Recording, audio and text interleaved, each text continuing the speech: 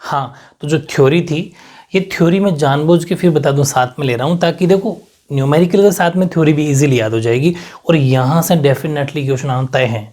कैसे कि जैसे आपने कॉन्वेक्स लेंस पढ़ लिया, कॉनकेव लेंस पढ़ लिया है ना, पढ़ तो लिया, डायग्राम भी बना लिया, डेफिनेशंस वाले जो क्वेश्चन आते हैं 1 मार्क्स के 2 मार्क्स के क्वेश्चन, वो इजीली आपको करना होता है और वो वहाँ से फिर मुश्किल हो जाएगी डेफिनेशन लिखे तो क्या लिखें। ठीक है, तो देखो इसमें ये है कि लेंसेज आर 2 टाइप्स, हाँ सब पता है, लेकिन उनके भी सब टाइप और है, मतलब उनके भी और लेंस के बेसिकली लेंस 2 प्रकार के होते हैं, उत्तल और अवतल, कॉन्वेक्स और कॉनकेव, लेकिन उनके भी खुद के और पार्ट है, उनको जरूर पढ़ना पड़ेगा अपन को। तो देखो अच्छा एक बात सबसे ज़्यादा इंपॉर्टेंट एक बात और बता दूं जो बहुत ज़्यादा काम आएगी, क्या कि जो कॉन्वेक्स लेंस है ना, इस कॉन्वेक्स लेंस के नाम से एग्जाम में क्वेश्चन नहीं आएगा। बहुत बार मैंने देखा है, आपके भी जब मैं आपको सारे प्रीवियस पेपर सॉल्व कराऊंगा तब पता चलेगा कि जैसे अपना कोर्स कंप्लीट हो जाएगा ना, उसके बाद मैं आपको सारे प्रीवियस पेपर सॉल्व करवा दूंगा। जैसे जब से आपका ये वाला कोर्स लगा ना, ये वाला भी और पहले के भी से रिलेटेड क्वेश्चन सारे करवा दूंगा। तो आपको थोड़ा क्या है कि क्योंकि बहुत सारे क्वेश्चन ऐसे हैं जो रिपीट भी होते हैं, तो अपने बेनिफिट रहेगा, लेकिन पहले कोर्स करो। हाँ, तो मैं ये कह रहा था कि कॉन्वेक्स लेंस का दूसरा नाम है कन्वर्जिंग लेंस, और ये बड़ा मुश्किल पैदा कर देता है एग्जाम में। मतलब कि हिंदी में बोलते हैं उत्तल लेंस का दूसरा नाम है अभिसारी लेंस। अब एग्जाम में क्वेश्चन आ गया अभिसारी लेंस किसे कहते हैं, अब दिक्कत हो जाएगी। और इसका कॉनकेव लेंस का डाइवर्जिंग लेंस, यानी कि अवतल लेंस का दूसरा नाम है अपसारी लेंस। तो अब करें क्या, अभी तो याद हो गया ये, आपको ऐसा लग रहा है कि हाँ कॉनकेव डाइवर्जिंग यानी कि अपसारी अवतल अपसारी, और वो अभिसारी उत्तल अभिसारी यानी कि कन्वर्जिंग। लेकिन एग्जाम में बताओ क्या दिक्कत आएगी, अरे यार वो कॉन्वेक्स था कन्वर्जिंग या फिर कॉनकेव था, मतलब कौन सा अपसारी था कौन सा अभिसारी था, ये कन्फ्यूजन हो जाता है और बहुत बार हुआ है, मैं सच बता रहा हूँ। तो इसलिए आपको बताऊँ क्या करना है, एक छोटा सा मैंने आपके लिए प्रयास किया है, वैसे अपने हिसाब से ट्रिक बना सकते हो कि CONV 4 नंबर पे V है ना, और इसमें भी 4 नंबर पे V है, इसका मतलब आपको याद आ जाएगा, अच्छा वो कन्वर्जिंग कॉन्वेक्स है। इसमें देख लो भले ऐसा कुछ भी नहीं, कहाँ क्या वही रहा कॉनकेव डाइवर्जिंग, तो इजीली याद हो जाएगा। इसमें तो कुछ है नहीं, इसमें ध्यान रखना है कि 4 नंबर पे V है और उसके कन्वर्जिंग में भी 4 नंबर पे V, इसका मतलब कॉन्वेक्स ही कन्वर्जिंग है। और हिंदी वालों के लिए ये बनाई मैंने कि जैसे ये अवतल है, अवतल, अवतल में कोई मात्रा नहीं है, अप कोई मात्रा नहीं है, मतलब जो शुरुआती 2 वर्ड अव अप कोई दिक्कत नहीं है। उत्तल में ऊ की मात्रा अभी ये तो वैसे ही अलग डिफरेंट है, तो हिंदी मतलब कोई एक याद रखना, दूसरा तो ऑटोमेटिक वही होगा ना, इसलिए हिंदी वाले क्या रखेंगे अव अप, मतलब अवतल अपसारी उत्तल अभिसारी। ये बहुत ज़रूरी बात, आपको हल्की लग रही होगी, एग्जाम में कन्फ्यूजन होगा कैसे कि जिस दिन पूरी बुक एक साथ पढ़ के जाओगे ना, यहाँ पे इकट्ठी करके जाओगे, तो फिर एग्जाम में क्या होता है कि कन्फ्यूजन पैदा होता है कि यार वो क्या था, छोटे छोटे डाउट है ना, वहाँ पर बड़े मुश्किल पैदा कर देते हैं, इसलिए इन चीज़ों का ध्यान देना, ठीक है ना। ये मैं आपको जानबूझ के बताता हूँ, ये प्रैक्टिकली मैंने बहुत सारे स्टूडेंट से ये बातें पूछी है, जब एग्जाम करके आते हैं कन्फ्यूज सर मैं तो ये करके, इसलिए मैं आपको बता रहा हूँ, ठीक है। इनका ज़रूर ध्यान देना है। तो एग्जाम में डेफिनेशन आई अगर आपको कॉन्वेक्स लेंस या फिर कन्वर्जिंग लेंस, तो आप क्या लिखना है कि convex lenses are thinner at the edges and thicker at the centre and focus parallel rays to 1 point. मैंने आपको बताया था कि ये एक पॉइंट पे फोकस बनाते हैं। हिंदी वालों को मतलब ये कह रहा हूँ कि उत्तल लेंस किनारों पर पतले होते हैं, किनारों पर पतले होते हैं, यानी कि कॉन्वेक्स लेंस आर थिनर कहाँ पर, एजेस जो इनकी साइडें होती है किनारे, और बीच में मोटे होते हैं, बीच में होते हैं मोटे, ठीक है, और मिड में कैसे होते हैं, सेंटर में कैसे होते हैं, थिकर थोड़े मोटे होते हैं। और इनकी जो समांतर प्रकाश किरणें जो पैरेलल रेज हैं वो अपवर्तन होने के बाद में एक पॉइंट पर, एक स्थान पर फोकसित हो जाती है। ये अपन को पता ही है कि एक पॉइंट पर फोकसित किया जाता है। और दूसरी बात ये कि ये दीज आर 3 टाइप्स, ये 3 प्रकार के होते हैं। और ये चीज़ आपको, ये वाली चीज़ तो अपन को पड़ी हुई है कि चलो कॉन्वेक्स लेंस का डायग्राम बना लिया अपने, लेकिन ये 3 सब टाइप और होते हैं, उनको याद रखो। एक तो होता है डबल कॉन्वेक्स, नाम में इसकी डेफिनेशन है, प्लेनो कॉन्वेक्स और कॉनकेवो कॉन्वेक्स, तीनों याद हो जाएंगे, यानी कि उभयोतल, समतलोतल, अवतलोतल, ठीक है। उभयोतल, समतलोतल और अवतलोतल, यानी कि डबल कॉन्वेक्स, प्लेनो कॉन्वेक्स और कॉनकेवो कॉन्वेक्स लेंस, ठीक है। अब इनके डायग्राम में मैंने बना दिए हैं। जैसा नाम है उभयोतल, इसका मतलब जिनके दोनों, अरे वो अपन पढ़ते थे ना उभयचर, ठीक है। हिंदी इंग्लिश वालों को वैसे ही इजीली पढ़ जाएगा, डबल कॉन्वेक्स में तो दोनों तरफ से जो कॉन्वेक्स होता हो, देख लो मैं डायग्राम इसका बना के आना एग्जाम में आपको, ठीक है। यानी कि इधर से भी कॉन्वेक्स और इधर से भी कॉन्वेक्स, इसे बोलते हैं डबल कॉन्वेक्स लेंस। उभयोतल हिंदी वाले वैसे भी याद रह जाएंगे। उभयोतल जैसे अपन कहते हैं ना उभयचर, जो जल में भी रह सकता है और बाहर थल में भी रह सकता है, दोनों। उभय का मतलब क्या था, दोनों। वैसे ही जो उभयोतल है मतलब दोनों तरफ से उत्तल, इनके दोनों पृष्ठ कैसे होते हैं, उत्तल, ऐसा बना देना।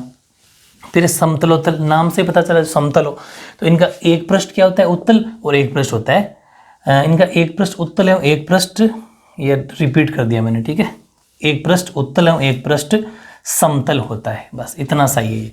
इनका एक पृष्ठ उत्तल होता है और एक पृष्ठ समतल होता है। Easy, one surface of such lens is plane and other one is convex. देख लो प्लेन। अब ये गोल नहीं है, ध्यान रखना। कैसे बनाओगे इसका डायग्राम बताऊं, कि आपको ऐसा खींचना है बिल्कुल प्लेन, और फिर यूं, गलती मत कर देना, एक तो प्लेन होता है एक उत्तल होता है, समझ गए। ये डायग्राम आपको बनाना है, मैंने आपको बना दिया छोटा सा, आप आराम से बना सकते हो, 2-3 लाइन जितना। फिर अवतलोत्तल, इनका एक पृष्ठ अवतल और दूसरा उत्तल दोनों होते हैं।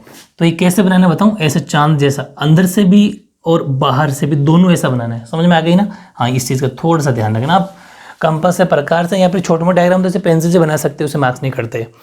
वन कॉनकेव कॉन्वेक्स लेंस का मतलब one surface of such lens is concave and other one is convex. Number 2, ये तो था उत्तल। उत्तल के तीनों प्रकार याद हो गए। अब है अवतल, कॉनकेव, इसका नाम है अपसारी दूसरा। तो अवतल लेंस के किनारे कैसे, ये तो क्या था कि ये किनारों से पतला बीच से मोटा, ये किनारों से मोटा बीच से पतला, इसका जस्ट उल्टा, ठीक है, ओके। और समांतर किरणों को ये क्या करता था, एक पॉइंट पे बनाता था इमेज, और ये क्या करता था, अपसारित कर देता, मतलब फैला देगा। ये क्या करेगा, फैला देगा, और ये एक पॉइंट पे बनाएगा, बस इतना बड़ा फर्क है। वो किनारों से पतला बीच में से मोटा, ये क्या, जस्ट उल्टा, ये किनारों से मोटा बीच से पतला, ठीक है, इस चीज को याद रखना। और ये भी 3 प्रकार का होता है। उभयावतल लेंस, इनके दोनों पृष्ठ अवतल होते हैं, ऐसा जो अपने डायग्राम बनाया था, यानी कि डबल, ये भी these are 3 types. Double concave lens, both surface of such lenses are concave. Diagram बना देना जो अपने डायग्राम बनाए थे। इसके अलावा 2 टाइप में भी और लिखा देता हूँ, तो इन चीज़ों को जरूर फोकस करना और स्क्रीनशॉट लेके मत रखना, साथ के साथ नोट्स बनाया करो, ये वर्क पेंडिंग मत छोड़ा करो, ठीक है, तभी मार्क्स बनेंगे। मेहनत तो आपको करनी पड़ेगी, ओके। तो वो सेकंड है आपका प्लेनो कॉनकेव लेंस, यानी कि समतलावतल लेंस, समतलावतल लेंस, ठीक है, यानी कि इनका एक पृष्ठ समतल और एक पृष्ठ अवतल होता है, ऐसा, यानी कि एक तो समतल का मतलब बिल्कुल सीधी लाइन, और फिर ऐसा का होगा देना, ठीक है, बहुत ईजी है। One surfaces of such lens is plane and other one is concave, easy है। और उत्तलावतल लेंस, इनका एक पृष्ठ उत्तल यानी कि, और दूसरा अवतल, मतलब दोनों ही कर्व है, ऐसा कर्व लिया हुआ है, ठीक है, और एक थोड़ा ऐसा। इजी बना, बिल्कुल प्रॉपर सीधा मत करना, इजी से बना देना, ये भी बड़ा इजी है। अब एक तरफ आपको पता है कि ये अवतल ऐसा होता है और ये हो गया प्लेन, बस कितना इजी है। यानी कॉन्वेक्स और concave lens, one surface of such lens is convex and the other surface is concave. English वाले भी यहाँ देख लेना, इसका ये डायग्राम, इसका ये डायग्राम, ठीक है ना, बहुत ईजी है। अब कुछ मैंने आपको स्टार्टिंग में जब फर्स्ट वीडियो पढ़ा था थ्योरी का, उस टाइम अपन ने फर्स्ट या सेकंड होगा आई थिंक, उसमें अपन ने मिरर के, दर्पण की कुछ डेफिनेशंस याद करी थी, मैंने आपको कुछ डेफिनेशन शॉर्ट शॉर्ट लिखवाई थी। वैसे ही लेंस में भी कुछ 7-8 डेफिनेशंस अपन को याद करनी है, और वहाँ से सीधे सीधे क्वेश्चन आया हुआ भी है, और आपके पीछे जो क्वेश्चन दे रखे उनमें भी हैं, और आया हुआ भी है, मिड में दे रखा है, तो अपन को पढ़ना तो है ही। तो ये छोटी मोटी मैं डेफिनेशन जो आपको लिखवा रहा हूँ, इनको ईजिली समझो आप, और इसके बाद में आपको, हालांकि इन तीनों को मैं डायग्राम के अकॉर्डिंग बता दूंगा अभी। ये कहना चाह रहा है मुख्य अक्ष, यानी कि प्रिंसिपल एक्सिस, ये क्या होता है कि जो लेंस के वक्रता केंद्र होते हैं उनको मिलाने वाली सरल रेखा को मुख्य अक्ष कहते हैं। Straight line passing through both the centres of curvature is principal axis of lens. अपन ने पढ़ा था जब डायग्राम बनाया था, तो जो वक्रता केंद्र होते हैं, जिनको अपन वक्रता केंद्र को अपन सी से बोलते थे, वो यानी कि जो सी होता है वो यानी कि एक स्ट्रेट लाइन होती है। तो इधर अपन ने जो 2f1 और उधर 2f2 नाम दिया था, याद आ रहा है, 2f1 और 2f2। अपन चाहें तो 2f1 को c1 और 2f2 को c2 भी कह सकते हैं। मेरी बात सुनना आप, है ना, जो अपने डायग्राम जो बनाए थे वहाँ, तो वो जो 2f1 जो c1 है और जो 2f2 जो c2 है, उन दोनों के जो बीच की ये जो स्ट्रेट लाइन है वो क्या कहलाती है, प्रिंसिपल एक्सिस। समझ पा रहे हो, ईजी है। दूसरी है फोकस दूरी। फोकस दूरी अपन ने मिरर दर्पण में पढ़ी थी और यहाँ लेंस में भी है। तो देखो, लेंस के प्रकाशिक केंद्र जिसको अपन O बोलते हैं और मुख्य फोकस के बीच की दूरी फोकस दूरी कहलाती है। भी डायग्राम बना दूंगा। Focal length, distance between the optical centre and principal focus of a lens is known as focal length. और एक वेरी इंपॉर्टेंट नया वर्ड है आपके लिए, फोकस तल दूरी, फोकल प्लेन। इसको पहले बताता हूँ फिर डायग्राम बनाता हूँ इसका। A plane passing through focus and perpendicular to the, perpendicular word use ध्यान रखना, परपेंडिकुलर लंबवत, perpendicular to the principal axis is known as focal length, यानी कि मुख्य अक्ष के लंबवत ऐसा तल जो फोकस बिंदु से गुजरता है। सपोज अपन कोई एक लेंस लेते हैं, समझ पा रहे हो, सपोज ये वाला लेंस लिया, ठीक है। अब मैं अगर इस लेंस की बात करूं तो आपको पता है अपन जब डायग्राम बनाते थे तो ये ऐसा, सपोज यहाँ अपना एफ दे दो। अब देखो इधर से आपने रे पटकी और उधर टकरा के सपोज उधर चली गई, ठीक है, और इधर से भी कोई रे पटकी इधर चली गई। तो मेरी बात को समझना, ये जो अपने रे पटकी किरणें पटकी, तो यहाँ पर ये है आपका, इसने क्या कहा, मुख्य अक्ष। तो ये होता है मुख्य अक्ष, ये क्या है, मुख्य अक्ष, यानी कि प्लेन पासिंग थ्रू फोकस, इसको शॉर्ट में क्या बोल देंगे अपन, फोकस। और अब मेरी बात सुनना, ये तो फोकस है, और ये जो लंबवत का मतलब है, इनके लिए जो लंबवत ये ऐसी 90 डिग्री परपेंडिकुलर, किसके, मुख्य अक्ष के लंबवत। लंबवत का मतलब 90 डिग्री, मेरी बात समझ में आ गई ना, 90 डिग्री। ओके, अब सुनना, ये जो लंबवत है 90 डिग्री जो है, ये कहलाता है फोकस तल, ये फोकस तल कहलाता है। ये क्या कहलाता है, जो इसके बिल्कुल परपेंडिकुलर 90 डिग्री हो वो फोकल प्लेन कहलाता है। शॉर्ट में लिख दो एफ पी, एफ पी यानी कि फोकस तल, ठीक है, फोकस तल। और ये पूरी जो डिस्टेंस होगी वो फोकस तल दूरी हो गई, डिस्टेंस ऑफ फोकल प्लेन। अब मेरी बात सुना, फिर एक वर्ड है फोकस दूरी। ये फोकल लेंथ क्या होती है, तो यहाँ एफ से लेके जो यहाँ फोकस बनता है इसके लेंस के, इनके बीच की ये वाली दूरी, ये वाली बोल दो चाहे ये वाली बोल दो, मेरी बात समझ पा रहे हो, ये फोकस दूरी कहलाती है। क्या कहलाती है, स्मॉल एफ से दिखाते हैं इसको, तो ये फोकस दूरी या फोकल लेंथ कहलाती है। मेरी बात समझ आ गई। और अगर मैं यहाँ C1 या C2 कह दूँ, इधर C1 C2 कह दूँ, तो इन दोनों के बीच में ये प्रिंसिपल एक्सिस होता है।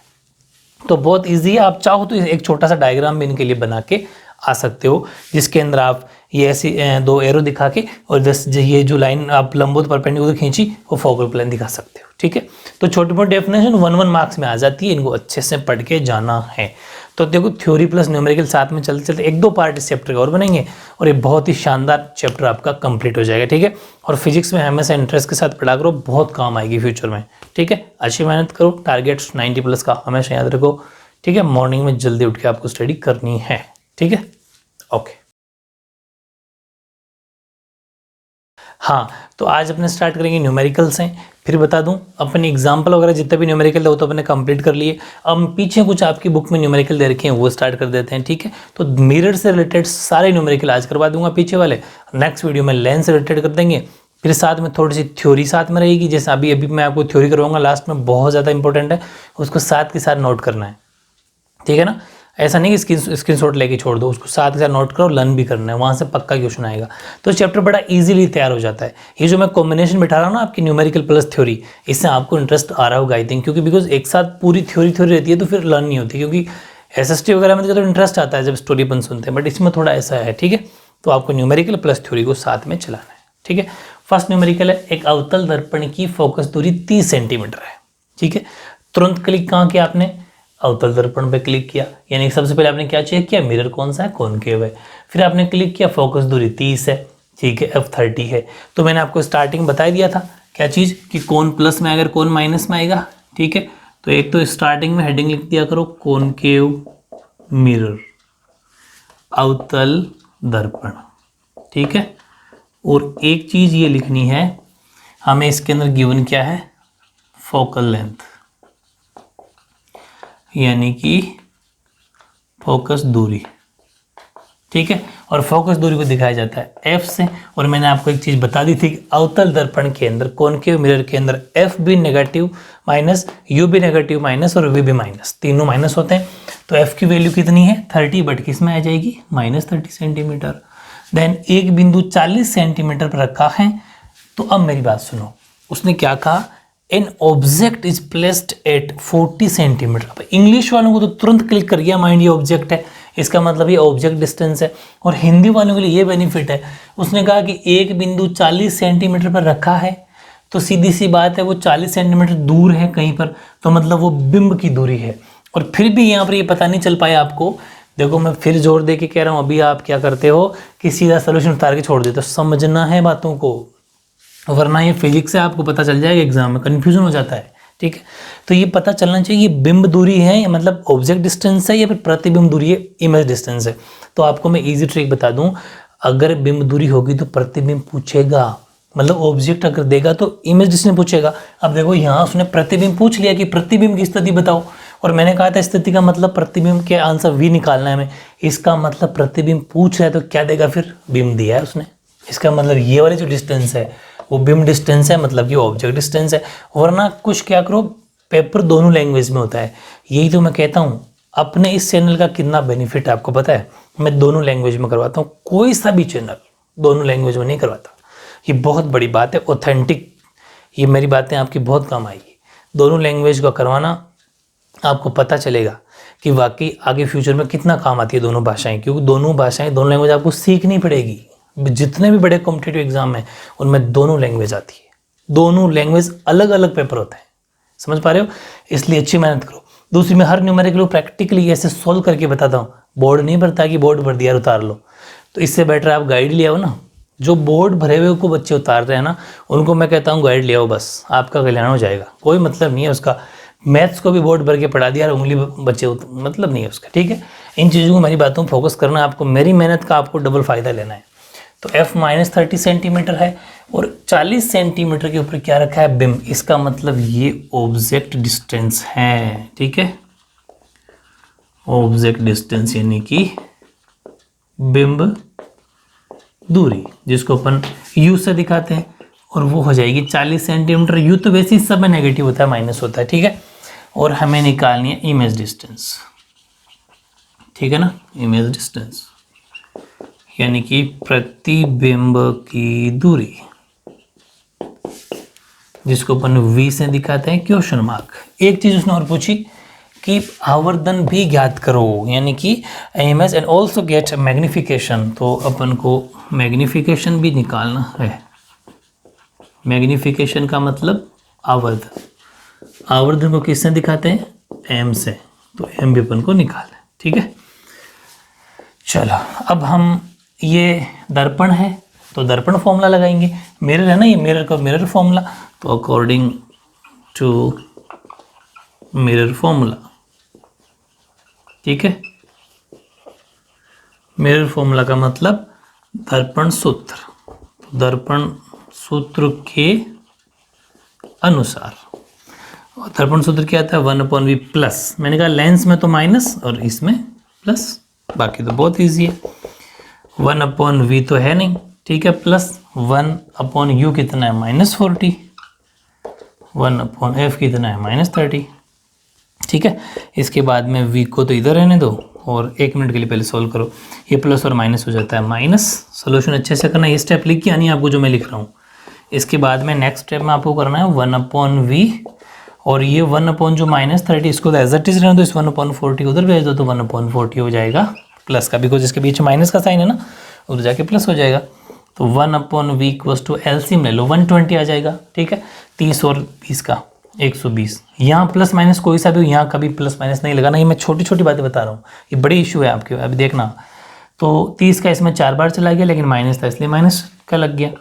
40 का इसमें 3 बार, लेकिन प्लस ये तो प्लस ही रहेगा। और 1/v की वैल्यू क्या आ जाएगी, -4 प्लस का 3 है तो माइनस का 1 बच गया, तो -1/120 क्रॉस मल्टीप्लाई करवा दो।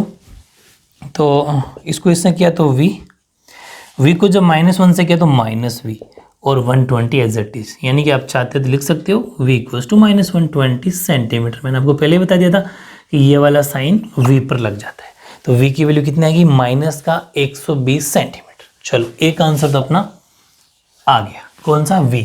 अब अपन को निकालना है मैग्निफिकेशन। ठीक है, मैग्निफिकेशन का मतलब होता है आवर्धन। ठीक है, और आवर्धन का मतलब m, और उसका फॉर्मूला -v/u। मैंने कहा था ना मिरर में -v/u होगा। h'/h होता तो अपन h'/h लगा लेते, लेकिन ना तो h है ना h' है, तो v/u लगाना है। ठीक है, तो m इक्वल्स टू v की वैल्यू है 120, लेकिन यहाँ माइनस और 120 भी माइनस, गलती मत कर देना, यहाँ गलती हो जाती है। u कितना, v/u -40। ठीक है, तो m की वैल्यू क्या आ जाएगी, ये तो हो गया प्लस में 120 भाई, माइनस इंटू माइनस प्लस का 120, लेकिन नीचे तो 40 माइनस का ये, ठीक है, 0 से 0, 4 3 12, तो माइनस का 3 सेंटीमीटर मैग्नीफिकेशन आ गया माइनस का, बिकॉज 4 का जब 12 में मल्टीप्लाई किया आपने तो उसने 4 3 12 उसको माइनस का कर दिया, ठीक है। और अब लास्ट में एक लाइन लिखना चाहो लिख दो, the image is real inverted and 3 times the bigger than the object। यानी कि प्रतिबिंब, रियल का मतलब वास्तविक एवं उल्टा, इनवर्टेड का मतलब उल्टा, उल्टा तथा बिंब से 3 गुना बनेगा। अब बताता हूँ अभी पूरी बात। मैंने आपको एक बात बताई थी कि जब m की जो वैल्यू आएगी वो होती है अपने आप में इतना गुना, इतना टाइम्स, वो तो ऐसा लिखना है। दूसरी बात, ये कौन सा मिरर है, कॉनकेव मिरर है, तो अवतल दर्पण में एक लास्ट वाली कंडीशन को छोड़ के सारी कंडीशन रियल और इन्वर्टेड होती हैं, ठीक है। और रियल और इन्वर्टेड कब होगी, जब वहां पर कंडीशन क्या हो, m की वैल्यू माइनस हो। देखो मैंने आपको शुरुआत में फर्स्ट जो एग्जांपल न्यूमेरिकल करवाया था उसके अंदर m की वैल्यू प्लस में आई थी। जब m की वैल्यू प्लस में आए ना तो समझ लेना प्रतिबिंब सीधा और आभासी बनेगा। समझ पा रहे हो, वर्चुअल एंड क्या बोल अपराइट, वो तो वो चीज़ थी कब, जब m की वैल्यू प्लस हो। लेकिन यहाँ पर m की वैल्यू नेगेटिव हो तो हमेशा पांचों कंडीशन कौन सी, वास्तविक है उल्टा, वास्तविक है उल्टा, वास्तविक, याद आ रहा है ना। तो ये ध्यान रखना, ये चीज़ आपको इजीली सब में एक एक लाइन लिख के आना है, ठीक है। तो बहुत ईजी है, बेफिजूल मार्क्स मत करने देना, ऐसी लाइनें वगैरह लिख के आ जाना थोड़ी, बाकी तो मैंने सब कुछ आपको लिख दिया, इसके अलावा आपको कुछ लिखना नहीं है, ठीक है। सेकेंड न्यूमेरिकल बहुत ज़्यादा इजी है और ये 2 मार्क्स में आ सकता है कि बिंब का उत्तल दर्पण है। तुरंत माइंड क्लिक कर जाना चाहिए कि मिरर दर्पण कौन सा है, उत्तल, यानी कि कॉन्वेक्स मिरर है। देन सेकंड से प्रतिबिंब वर्ड क्या दिखा आपको, प्रतिबिंब इमेज, इसका मतलब इमेज डिस्टेंस है, प्रतिबिंब की दूरी है, ठीक है। बस एक एक शब्द से पहचान लो और ये चीज़ें बड़ी काम आएगी। जो मैं आपको लाइन खींच रहा हूँ ना, बस एक एक शब्द देखो, तुरंत सोल्यूशन स्टार्ट कर दोगे और एक भी क्वेश्चन ऐसा नहीं रहेगा जो आपको कन्फ्यूजन पैदा कर देगा। मेरी सारी बातों को आपको लिखना पड़ेगा कहीं ना कहीं। जैसे मैं आपको कुछ बातें बताता हूँ ना कि वो कन्वर्जिंग की में वी आ जाता है या डाइवर, तो ये साइड में कहीं लिख लिया करो कि अच्छा है, छोटा सा एक अलग पेन से और डॉट बना लिया करो, अच्छा ठीक है, यहाँ पहचान के लिए काम आएगा, ठीक है। ये चीज़ बहुत काम आएगी। आगे देखो कि ये दर्पण की फोकस दूरी 16 सेंटीमीटर हो, if focal length of convex mirror 16 centimetre, F there करो, find the position of the object. Easy है, देखो ऑब्जेक्ट की पोजीशन पूछी, इसका मतलब उसने क्या पूछा है, सिर्फ बिंब की दूरी पूछी और कोई बड़ी बात नहीं पूछी, ठीक है ना। चलो सोल्यूशन स्टार्ट करने से पहले ऊपरी ऊपरी क्या लिखोगे बताओ, उत्तल दर्पण, वेरी गुड, यानी कि कॉन्वेक्स मिरर, कॉन्वेक्स मिरर, ठीक है।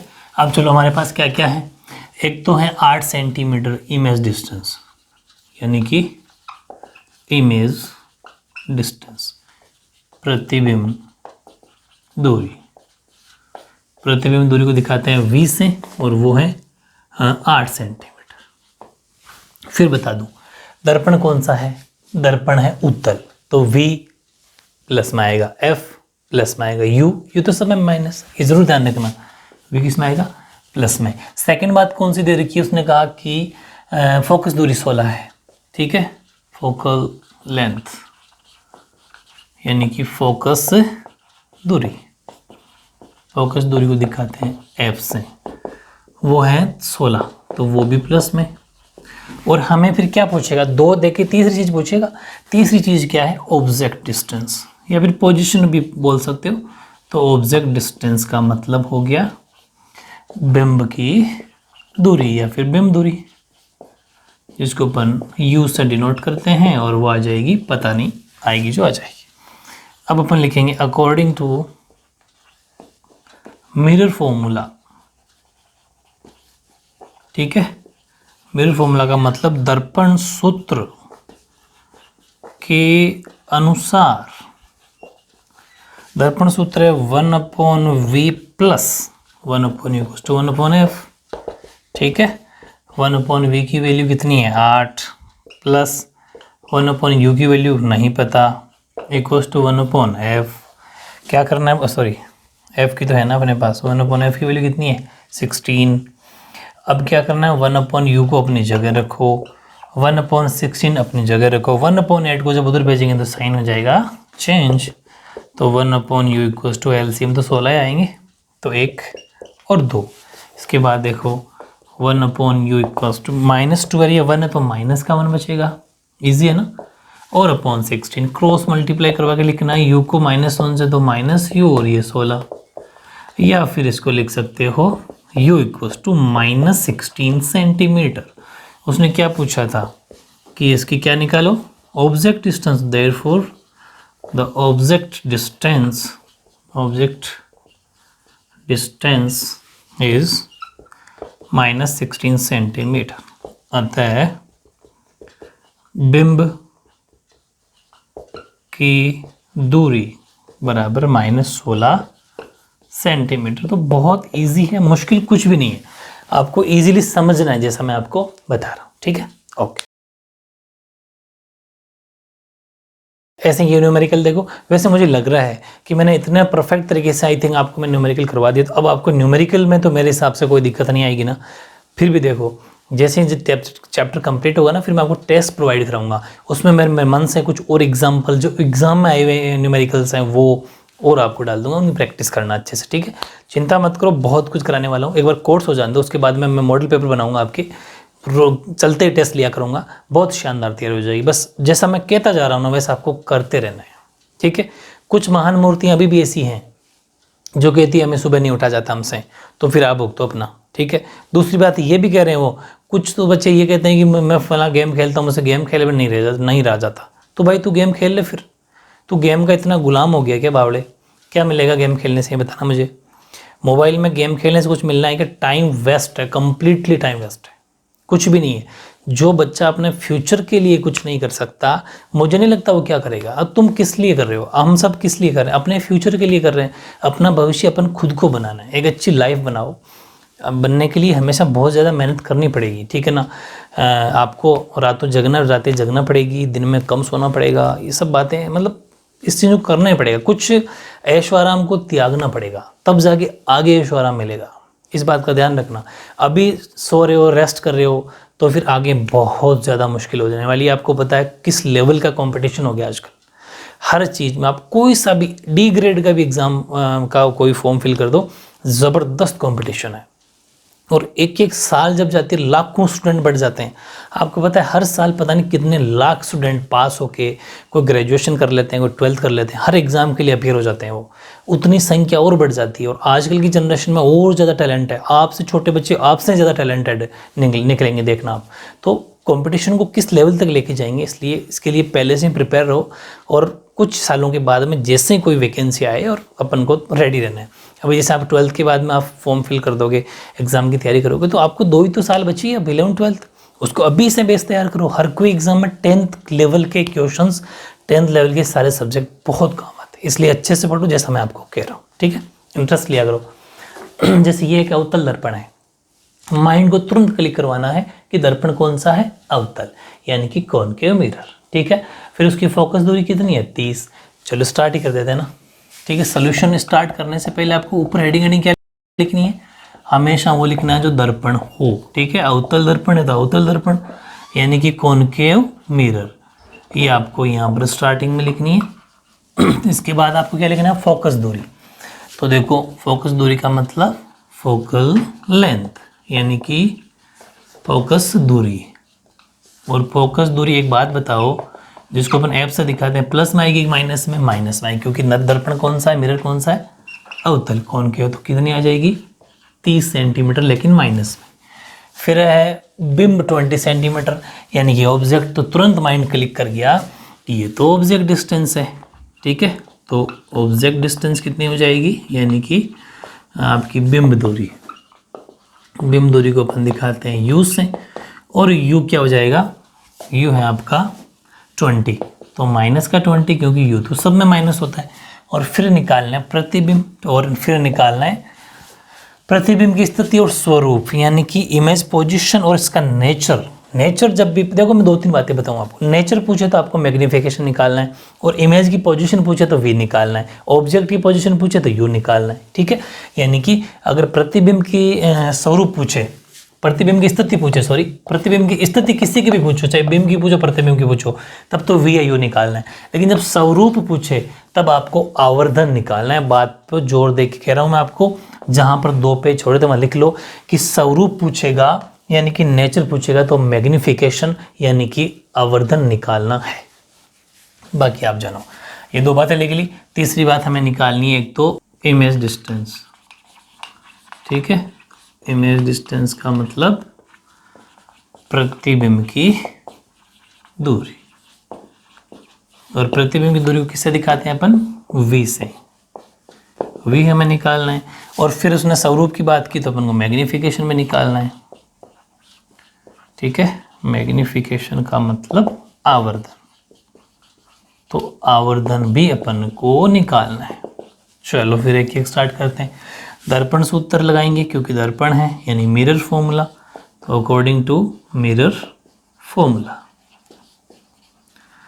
मिरर फॉर्मूला का मतलब दर्पण सूत्र के अनुसार, दर्पण सूत्र क्या होता है, 1/v plus 1/u equals to 1/f। ठीक है, 1/v कितना नहीं पता, 1/u कितना -20, 1/f कितना -30। ठीक है, तो v को इधर रखो, लेकिन पहले सुनो एक स्टेप और लिखनी है। प्लस माइनस की जब भी बात आई तो पहले प्लस माइनस माइनस हो जाएंगे। एक स्टेप और चलानी है आपको, आलस मत करना इसमें। फिर 1/v इक्वल्स टू 1/-30 अपनी जगह है, 120 को उधर भेजो तो 1/20 प्लस में हो जाएगी। ठीक है, इसके बाद देखो 1/v इक्वल्स टू एलसीएम क्या आएगा, 30-20 का तो 60 आ जाएगा, 30 का इसमें जाएगा तो -2 और 20 का 3 बार। ठीक है, तो इसके बाद में अपन कर लेते हैं 1/v इक्वल्स टू 30 में से, हाँ अच्छा सॉरी 30 का ये 3 लिखना है, 30 नहीं, 20 का 30 में 60 में 3 बार ही जाएगा। ठीक है, तो 1 बचेगा प्लस का 1/60, क्योंकि 3 प्लस के 2 माइनस के। ठीक है, इसके बाद नीचे आ जाओ तो 1/, अच्छा क्रॉस मल्टीप्लाई कर लो, v को 1 से किया तो v और 60 को 1 से किया तो 60, तो v की वैल्यू कितनी आएगी 60 सेंटीमीटर, मतलब एक आंसर तो आ गया प्रतिबिंब की डिस्टेंस। अब अपन को मैग्नीफिकेशन निकालना है, तो बताओ मैग्नीफिकेशन में कौन सा फॉर्मूला लगेगा, क्या एच डैश अपन एच का लगेगा कि नहीं लगेगा, क्योंकि हमारे पास एच डैश और एच है ही नहीं, तो फिर क्यों लगाएंगे। तो आवर्धन का फॉर्मूला, इसको अपन एम से दिखाते हैं, और आवर्धन का फॉर्मूला -v/u, क्योंकि दर्पण है तो -v/u। तो m इक्वल्स टू या माइनस है और v कितना है 60 अपॉन ये माइनस किसका, u का, क्यों, क्योंकि u की वैल्यू हमेशा माइनस होती है, तो -20। तो m की वैल्यू क्या आ जाएगी, माइनस से माइनस कट जाएगा 20 30 3 बार, तो 3 सेंटीमीटर मैग्नीफिकेशन। और ये जो 3 सेंटीमीटर आया, ये मैग्नीफिकेशन का मतलब ये आवर्धन है, इतना गुना। ठीक है, यानी कि जो इमेज बनेगी वो एक तो बनेगी 3 गुना, समझ पा रहे हो, 3 गुना इसका प्रतिबिंब बनेगा। लिख सकते हो लाइन नीचे कि प्रतिबिंब 3 गुना बनेगा। ये 3 सेंटीमीटर प्लस में हो रहा है, ध्यान रखना, पॉजिटिव है तो ये क्या बनेगा, वर्चुअल निरेक्ट, यानी कि आभासी एवं सीधा। वर्चुअल निरेक्ट बनेगी, आभासी एवं सीधा बनेगी। तो मेरी बात को ये ध्यान रखना है कि जब वैल्यू प्लस में आएगी ना तो वो आभासी बनेगी। ये मैंने आपको बता दिया, बार बार बता रहा हूँ, इस चीज़ पर जोर देना। तो इसका मतलब एक बात बताओ मुझे कि जब इमेज आभासी बनती है, पूरी बात समझना, आभासी व सीधा, यानी कि वर्चुअल एंड इरेक्ट, स्पेलिंग देख लेना, आई थिंक सही है। तो वर्चुअल इरेक्ट बनेगी और 3 टाइम्स बनेगी, 3 times bigger than the object. ठीक है, यानी कि बिंब से 3 गुना बनेगी। लेकिन मेरी बात सुनो, 3 गुना बनेगी, लेकिन एक बात बताओ, आभासी व सीधा कब बनेगी, जब वो मिरर के पीछे बनेगी, very good, behind the mirror, यानी कि दर्पण के पीछे।